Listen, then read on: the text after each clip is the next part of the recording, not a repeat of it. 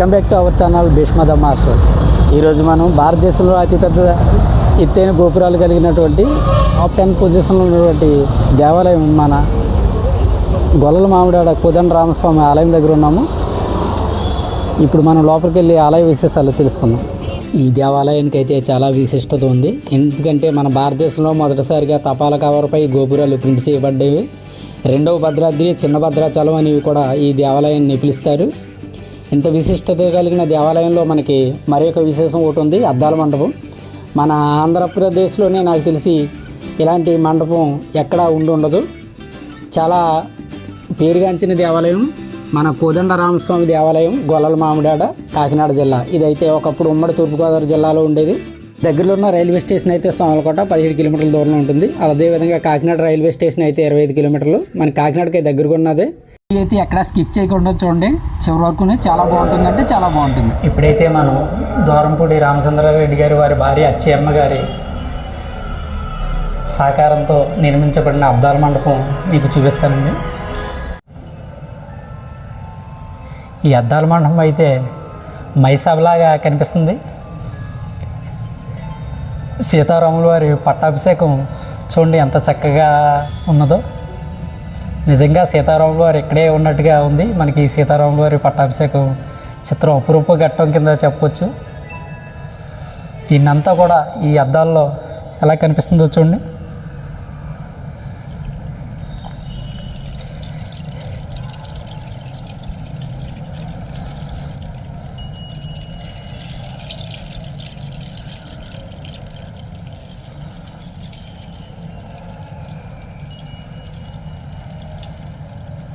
రోజైతే ఎంత ఖాళీగా ఉన్న ఈ మండపం రేపటికి చూడండి ఎంత ఎలా ఉండదు. చూడండి, కళ్యాణోత్సవం ఊయల సేవ రేపు ఈ మండపంలో ఉన్న ఊయల సేవ, స్వామివారి ఊయల సేవ జరుగుతుంది. మనం ఈ ఎదరి నుంచి కూడా వెనక తిరిగి చూసినా కూడా స్వామివారిని మనం ఇక్కడ క్లియర్ కట్గా చూడవచ్చు. అద్దాల మండపం విశిష్టత ఈ విధంగా ఉంది. అవి కనిపిస్తున్నాయి చూడండి, కొబ్బరి బొండాలు స్వామివారి కళ్యాణోత్సవానికి వాడతారు. ఈ లాస్ట్ ఇయర్ వాడిని అనుకుంటాను. ఎంత నీట్గా డెకరేట్ చేశారో చూడండి కొబ్బరి బొండాలకి. ఈ గుడిలోకి అయితే దర్శనం ఫ్రీ, కానీ ఈ అద్దాల మండపం గోపురంకి ఎక్కడానికి అయితే 50 రూపీస్ టికెట్ చేస్తారు. ఒకరు నిలబడితే ఎదర ముగ్గురు నిలబడినట్టుగా, ఆ బ్యాక్ సైడ్ ఒకరు ఉన్నట్టుగా చూడండి. ముగ్గురు కాదు, నలుగురు. 1 పర్సన్ వచ్చి 4 పర్సన్గా కనిపిస్తున్నారు. మనకి కెమెరా సినిమాటిక్ యాంగిల్లో కనిపిస్తుంది.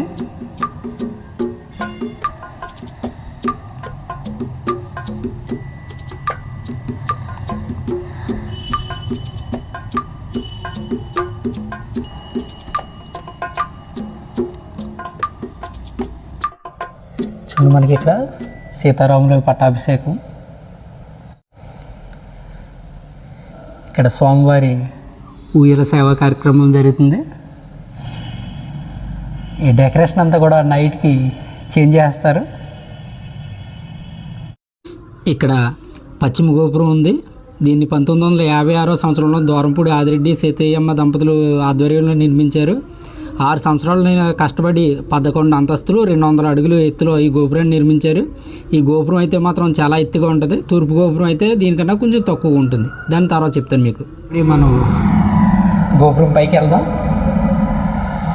మిట్ట మధ్యాహ్నం 1 గంట ఆ టైంలో చూడండి, ఇక్కడ లైటింగ్ తక్కువగా ఉంది. యాక్చువల్గా నేను మార్నింగ్ అండ్ ఈవినింగ్ టైంలో వద్దాం అనుకున్నాను. ఈవినింగ్ టైం అయితే మనకు అసలు ఫోటోషూట్ కూడా చరిత్ర తీసుకున్నట్లయితే మొదటిసారిగా 1989 సంవత్సరంలో అన్నదమ్ములైన దూరంపూడి సుబ్బిరెడ్డి గారు మరియు రామిరెడ్డి గారు స్థలాన్ని సేకరించి స్వామివారిని ప్రతిష్ఠించడం జరిగింది. తరువాత మరలా 1834 సంవత్సరంలో వీరి వంశస్థులైన సుబ్బిరెడ్డి గారు మరియు రామిరెడ్డి గారు వంశస్థులచే ఈ గుడి నిర్మాణం గావించడం జరిగింది. ఇదే మెయిన్ టెంపుల్, రామాలయం, కోదండ రామ. ఇక్కడైతే మాత్రం శిల్పకళ చాలా చక్కగా ఉంది. చక్కగానే మీరు చాలా టెంపుల్స్ చూసుంటారు, కానీ దూరం నుంచి చూస్తారు. మనకి ఇక్కడ ఉన్న అదృష్టం ఏంటంటే మనం టెంపుల్ ఈ గోపురం పైకి ఎక్కి మొత్తం అంతా కూడా క్లియర్గా మనం చూడొచ్చు.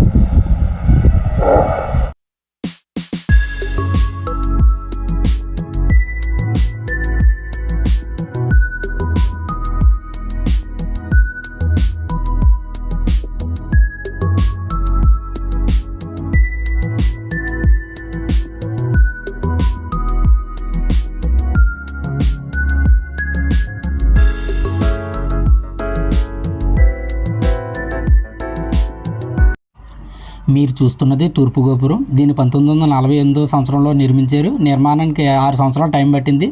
మొత్తం 9 అంతస్తులు 160 అడుగులు ఎత్తుతో ఈ గోపురాన్ని నిర్మించడం జరిగింది.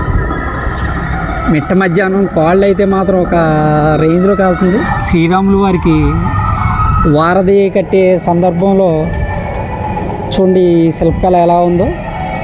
వానర సైన్యం హెల్ప్ చేస్తున్నారు కదా శ్రీరామచంద్రమూర్తికి. శ్రీరాముడు లంకను దాటడానికి వారధ సైన్యం ఆంజనేయ స్వామి హెల్ప్ చేస్తాడు. అక్కడ ఉన్నటువంటి సుందర దృశ్యాలు ఇక్కడ మనకి చెప్పడం జరిగింది.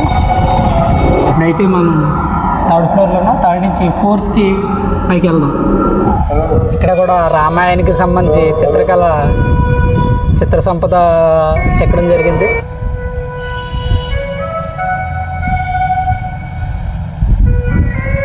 5th వెళ్దాం రండి. శ్రీరామచంద్రమూర్తి వనవాసంకి వెళ్తే శ్రీరాముని యొక్క పాదాలు చెప్పుల్ని ఆ సింహాసనం మీద ఉంచి పరిపాలన చేయడం జరుగుతుంది.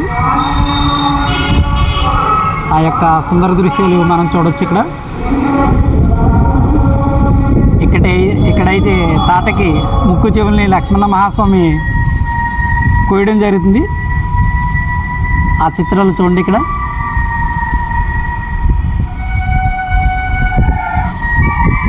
వాలి సుగ్రీవుల యుద్ధం జరుగుతుంది కదా. యుద్ధం జరిగేటప్పుడు చెట్టు చోటు నుంచి శ్రీరాముడు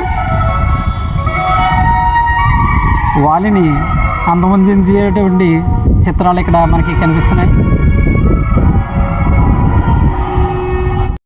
మీకు దూరంగా ఒక ఊరు కనిపిస్తుంది కదా, అదే గండేడు, మా అమ్మమ్మ గారి ఊరు, నేను పుట్టిన ప్రదేశం. అందుకే నాకు ఈ మామిడాడితో ఎక్కువ అటాచ్మెంట్ ఉంటుంది. మేము మా చిన్నప్పుడైతే ఆ కాలువ గొట్లంట ఇక్కడికి టెంపుల్కి నడిచి రావడం జరిగేది. ఈ ప్రదేశం అయితే మాత్రం నాకైతే చాలా ఇష్టం. నేను ఇక్కడ ఇంటర్మీడియట్ వరకు చదువుకున్న ప్రదేశం కూడా ఇదే. చూస్తున్నారు కదా, ఇప్పుడైతే నేను 4వ అంతస్తులో ఉన్నాను. నా ఎదుర కనిపించేది శ్రీరామచంద్రమూర్తి యొక్క గుడి. ఆ ముందు కనిపించేది అయితే తూర్పు గోపురం. ఇది వచ్చి పశ్చిమ గోపురం. పశ్చిమ గోపురం చూడండి ఎంత హైట్ ఎలా ఉందో అన్నది. శబరి రాముల వారికి పళ్ళు సమర్పించిన ప్రదేశం. టైంలో మాయా జింక సీతాదేవిని ఆకర్షించిన ప్రదేశం. 2 ఏరియల్ వ్యూ చూపిస్తున్నాను.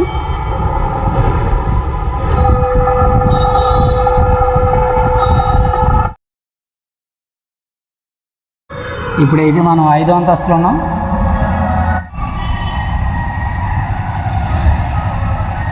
తులాభారం, రుక్మిణి శ్రీకృష్ణ యొక్క తులాభార దృశ్యాలు ఇక్కడ కనిపించడం జరుగుతుంది.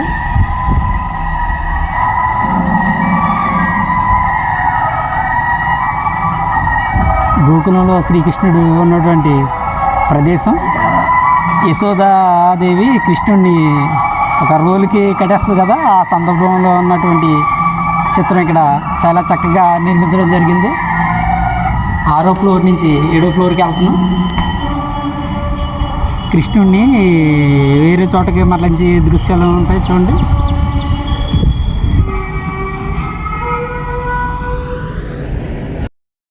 ఇక్కడైతే మనకు విష్ణుమూర్తి నరసింహ రూపం ధరించి భక్త ప్రహ్లాదను కాపాడిన సుందర దృశ్యాలు చాలా చక్కగా చిత్రీకరించబడ్డాయి. 4 సైడ్లు చూడడానికి ఉంది.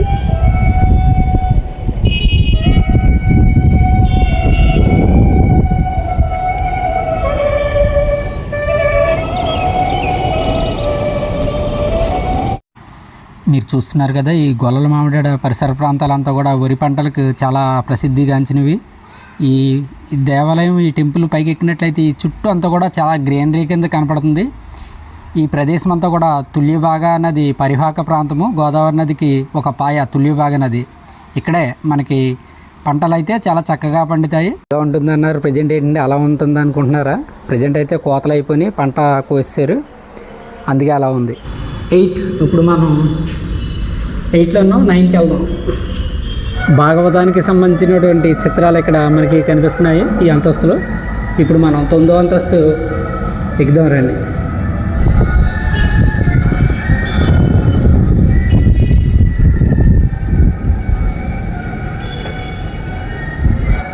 మీరు చూస్తున్నారు కదా తూర్పు గోపురం ఎత్తు 9 అంతస్తులు అని. ఇప్పుడు దానికి సమాంతరంగా ఉన్నాం మనం.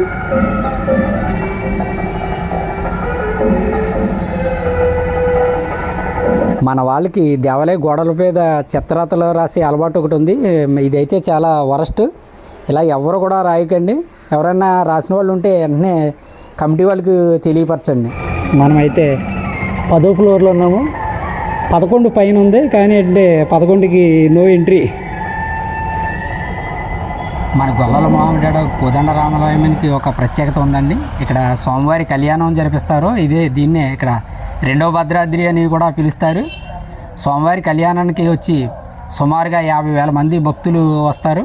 వచ్చిన భక్తులకు ఎటువంటి ఇబ్బంది లేకుండా కూడా చాలా చక్కగా ఏర్పాట్లు చేయడం జరుగుతుంది.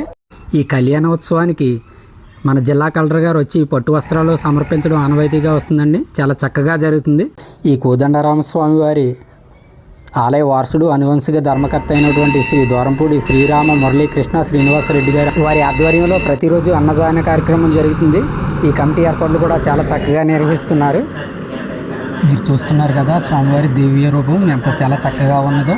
ఆ కనిపించే ముత్యాలు రేపు స్వామివారికి ముత్యాల తలంబ్రాలు ఉపయోగిస్తారు కళ్యాణంలో. స్వామివారి కళ్యాణం వచ్చి శ్రీరామనవమి రోజున ప్రతి సంవత్సరం జరుపుతారు. చాలా వైభవంగా ఉంటుంది. రాష్ట్ర వ్యాప్తంగా కూడా భక్తులు ఇక్కడికి ఇచ్చేస్తుంటారు. ఈ కళ్యాణం తిలకించడం ఒక అదృష్టం కింద కూడా భావిస్తుంటారు. మాటల్లో వర్ణించలేమట. కళ్యాణం చూసినట్లయితే దేవదేవుణ్ణి మనం ప్రత్యక్షంగా చూసిన అనుభూతి కలుగుతుంది. జై శ్రీరామ్. ఇక్కడ మనకి ఇంకా విశేషాలు ఏముంటాయి? 6 రోజులు కార్యక్రమాలు. 6 రోజులు కార్యక్రమాలు ఉంటాయండి. 6వ రోజు పౌర్ణమి, 2వ రోజు సదర్శనం. పేపర్ తీసుకుంటే మీకు అన్ని తీసుకుంటామండి. ఇప్పుడు మీరు చూస్తున్నది స్వామివారి పుష్కరిణి. ఇది తుల్యభాగా నది ప్రవహించే పరివాహక ప్రాంతం. ఇది ఎక్కడైతే స్త్రీలు దుస్తులు మార్చుకోవడానికి కూడా చక్కటి సదుపాయం ఉంది. ఈ గొల్లల మామిడాడికి మరి ఒక పేరు ఉంది, గోపురాల మామిడాడు అని. అంతేకాకుండా ఇక్కడ సూర్యనారాయణమూర్తి దేవాలయము, అయ్యప్ప స్వామి దేవాలయం ఉంది. ఈ ఆలయ కమిటీ చైర్మన్ గారికి నా ప్రత్యేక ధన్యవాదాలు. ఇట్లు భీష్మ ద మాస్టర్.